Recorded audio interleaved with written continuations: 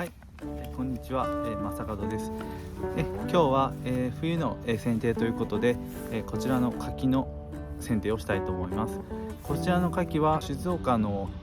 次郎柿という、4つに割れてるような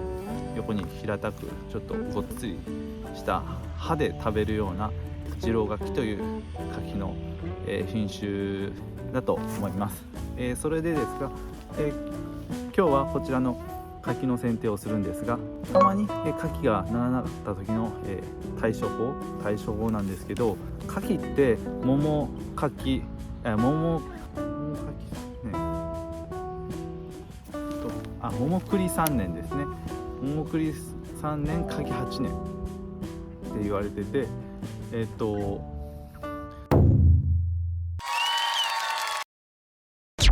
桃栗3年柿8年、梅はすいすい13年、梨はゆるゆる15年、柚子の大葉か18年、みかんのまぬきは20年、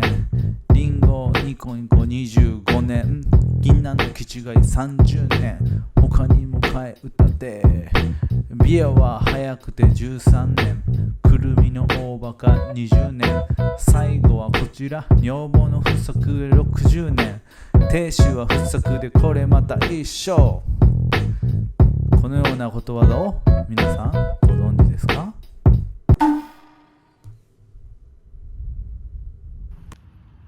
柿が、実がなるのにすごく時間がかかる木なんですね。もし柿の実がならなかった場合に根を切るっていう方法がありまして、根を切ると柿は自分の根が老化したと思ってびっくりして、でそれで枝先に花芽をつけて結実させるという性質を持っています。でまた今から柿を植えるっていう方については、柿の苗の根の下に瓦などを引いて下に伸びないようにするんですね。そうすると柿の根が横ばいに伸びていって、で根が横に伸びると枝も横に伸びるという、そういう柿の生育を使った方法があるっていうことが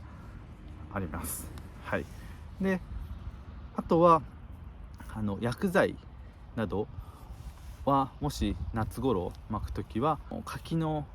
実ですね、結実した小さい実が小さい時に巻くっていうですね。柿のヘタ虫みたいな柿のヘタをその虫がいるんですけど、そういう虫をやっつけるのに薬剤を使うと思うんですけど、そういう虫も今この時期に樹皮の下に繭などを作って越冬したりしているので、そういう柿のヘタ虫などもちょっといないか後でチェックしてみます。あと枝先には実がもしなったら、同じ枝先には翌年になったら来年はつかないという、でまた何年かしたら花芽がつくという、そういう性質を持っているので 2,3 年すると本来は実を取るときに実の近くの枝を丸ごと取るっていう方法もあるんですけど、枝を横に伸ばしたい場合は実だけ取ってもいいと思います。そしてそれ枝を伸ばしていってまた結実させるという方法もあるので、はいということで実際に柿の剪定をやってみたいと思います。はい、これは 2,3 年ほど前に私がだいぶ高さを強剪定して横に伸びるように背を低くして剪定してしまった木なので、ある程度背は抑えてあるんですけど、また少し上に伸びた枝とかが、見られるので、その点を考慮して剪定したいと思います。はい、ではちょっと剪定していきます。柿なんですけど、2、3年前に僕結構こういうところで本当すごい上に立ってる枝を全部切り落としたので、本当に背が低い木になっています。そうですね、強剪定する場合はやっぱり体力とかいると思うので、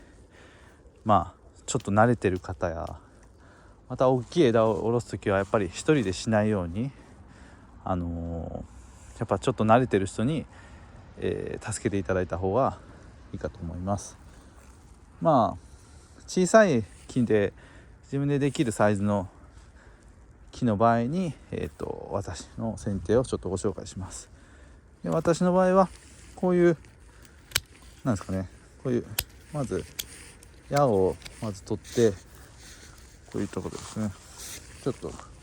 かぶってて見づらいかもしれないですけど、この矢を方向ですね、方向枝を全部取ってしまいますね。ここで結果生えてきても最終的に邪魔になってしまうので、私は取ってしまいますね。はい、よいしょ。方向のいい枝だけ残すんですけど、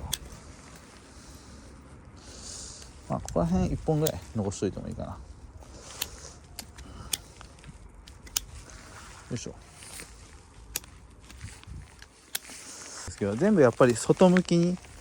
行くように、あと立ち枝は取る、あと、今年なったこういうところに来年は結実しないっていうんですけども、もしこれを先にもうちょい伸ばしたいのであれば、そこは手をつけない。もし十分に伸びついていて、今年実がなっているのであれば、そこはつまんでいいかと思います。はい、でこういう場合の枝も、ここで止めてもいいんですけど、またこれが登ってった時にこっちの枝の邪魔になるので、ここはもうちょっと弱めに。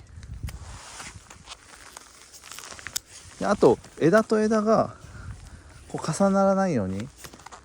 すると、やっぱ日光の、取り合いじゃないですけど、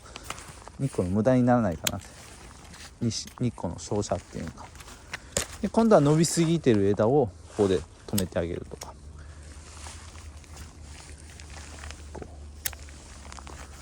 こうやって伸ばすとこは伸ばして、なんていうか、少しだけ手をつけてあげるっていう形で、やっぱ立ち枝を少し枝がないところに使ってもいいんですけど、やっぱこのまま放っておくと上に伸びすぎちゃうので、ちょっと勢いだけ止めておくっていうのもありかなと思います。これぐらいに押さえておくっていう、こんな感じで私はやっていきたいんですけど、でこういうかぶっているところ、内側にかぶっているところ、ここから取ってしまう。はい、そうですね。こう内に向いているのも取ってしまうと、伸びすぎているのは詰めると。今年取った、ヘタ、ここは今日つかないんですけど、上に伸びているのは根元から取る、もしくは立ち枝は詰めて枝をどっから作るっていう感じですね。あと重なって理想なところは取る。の挟んだ枝とこの近い場合は、下に枝があるのであれば一段1個上げてちょっと透かしてあげるっていう感じでやっていくと、結構柿の剪定って楽しいんじゃないかなと思うんですけど、こういう場合はここに枝があるので、こっちにも枝があるので、やっぱりここを触るよりこの立ち枝を取った方がいいですね。でこっちはこう内に戻ってるので、この戻り枝は取ってやるんですね。こっちに外向いてるのがこれとこれがあるので、これは上に向かってるので横に向かわしてあげると。これはここにあって上に一本伸びてるのでこっちの方を取ってやると。これも選んであげると。そうですね。やっぱり剪定って人がなんていうか、木は自然に生きてるんですけど、人の生活に今関与していただいているので、人間が木を有効に誘導して育ててあげるっていう形ですね。なんでそれで木は人間の木は確かに病気になっちゃうことはあるんですけど、やっぱそれは自然の循環っていうのもあると思うんですけど、人が不本意に手を入れてしまった場合は最後までちゃんと手を入れてなんていうか誘導してあげるっていうのも大事だと思うんで、はい。で木の成長の手伝いをしてあげるって形でちょうど枝と枝がぶつからないように全部枝を整理してあげるっていうのがいいのかなと思います。はい、こういうとこですね。でこういう戻ってるところもこれはもう元から取ってしまえばいいですね。こっちに伸びてるんで、僕はこっちに伸びたら基本枝に当たってしまうので、これは僕ここでもう一回戻しちゃいますね。でこれも上に戻ってる枝は取りますね。はい、でここも重なり始めるので、今度はこっちに外に行くように誘導してあげます。ちょっと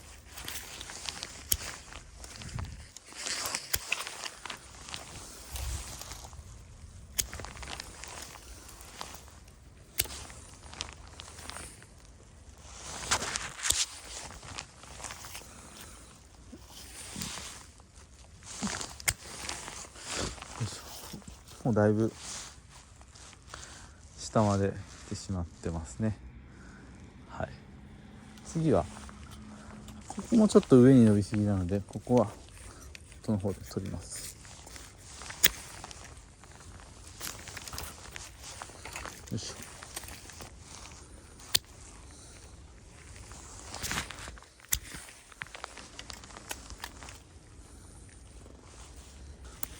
あまり上に横に行き過ぎないは止めます。でこういう感じでよ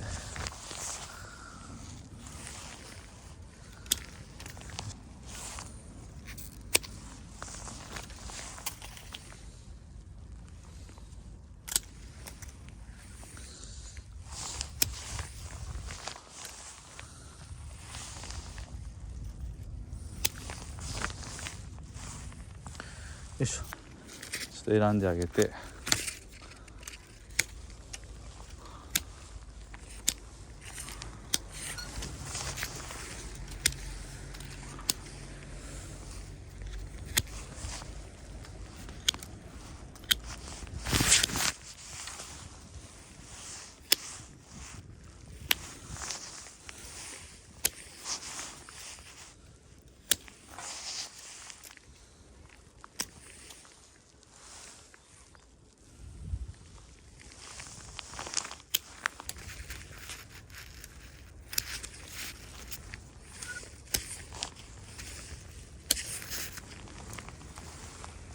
いしょ。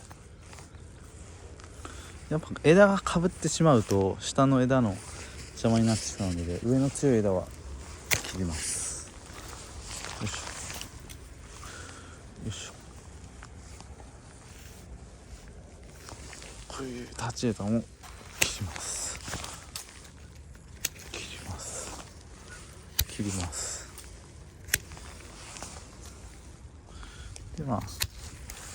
でいい方の枝を選んで、こ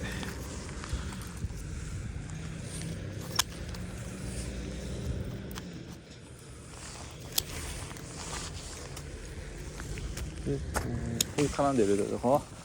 取ってしまいますね。結局後で邪魔になるので、こんな感じですかね。よいしょ。剪定、枝は詰めるとこは詰めて伸ばすとこは伸ばすっていう形でまた伸びるようになってますね。はい、ということで、牡蠣の、剪定は終わりました。貝殻虫、多少こうやってついてるんですけど、手で、この程度ならあまり気にはしてないんですけど、立ち枝は取る、あと強い枝は切り戻して取る、あと実がついてて混んでるところは先っぽをつまんですかすですね。で枝と枝が触れ合わない程度に剪定します。ちょっとある程度余裕を持たせてすかします。こういうところで枝と枝は触れ合ってなくても、ちょっと将来枝が当たりそうだなっていうところもハサミで取ってしまいます。で先っちょには、今年結実したところは実がならないんですけど、もう少し長く伸ばしたいのであればそのまま枝を置いておいて、枝を横に下に取りやすいように伸ばすように使うですね。でやっぱ内枝とかひこばえ、いらないひこばえは取るんですね。でひこばえも立ち枝でもやっぱりこういう枝がないところのこういう立ち枝はここに懐の枝を作るということで取っといてもいいですね。で全体的に葉っぱがここの状態に葉っぱがついた時に日光の重なって日光の取り合いにならないように透かしてあげるんですね。隣のこのビワの木にちょっと当たらないようにっていうのもあるんですけど、はい。さあ柿の剪定は今のこの時期は葉っぱもなくて、木もある程度寝てるので本当に剪定しやすいので、やっぱあと貝殻虫とかもすぐいたら分かりますし、はい、ちょうど脚立に登らなくても、柿の実が本当に取りやすいように農家さんがやってられるような、ああいう風に自宅でも簡単にできると思いますんで、皆さんも、柿の剪定試してみてください。はい、ではここまで見てくださりありがとうございます。今年も動画やっていきますので、皆さんチャンネル登録やいいね、またコメントなど、またちょっと僕の知識不足や何かこういう剪定の方がいいんじゃないっていうなどご意見などありましたら、ぜひコメント欄に書いて、教えてください。はい、では、ここまで見てくださりありがとうございました。また次の動画見ます。はい、ありがとうございます。ありがとうございます。